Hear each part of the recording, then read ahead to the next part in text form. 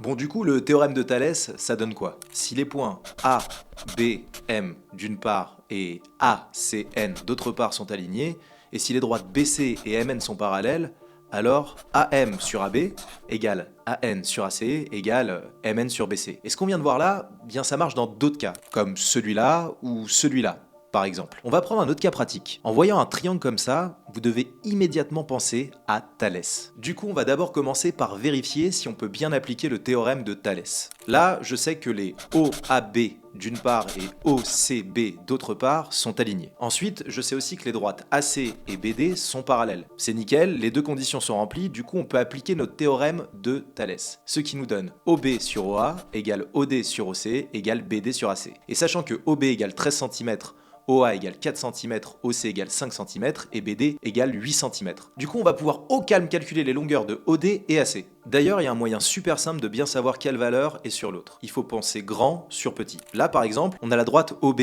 qui est le grand côté sur OA qui est le petit côté. D'ailleurs, on met toujours le point qui est commun aux deux droites en premier. Et pareil ici, le grand côté, c'est OD, qu'on va mettre au-dessus du petit côté OC. Et c'est la même chose pour la grande barre BD qui va être posée sur la petite AC. Et donc si on remplace le nom des droites par les valeurs qu'on connaît déjà, on obtient ça. Et là, on va pouvoir commencer à calculer les valeurs qui nous manquent. On commence par OD. Et il y a deux versions pour le faire. La première, c'est pour les fans d'équations. Pas sûr qu'ils soient nombreux non plus. Car 13 sur 4 égale OD sur 5. Si on le pose en équation, ça donne ça. 13 sur 4 multiplié par 5 égale OD. Et 13 sur 4 multiplié par 5, ça fait 16,5. Donc, OD égale 16,5 cm. Mais si vous êtes fâché avec les équations, vous pouvez utiliser ce bon vieux produit en croix. 13 sur 4 égale OD sur 5. Du coup, ça nous donne 4 fois OD, qui est égal à 13 fois 5.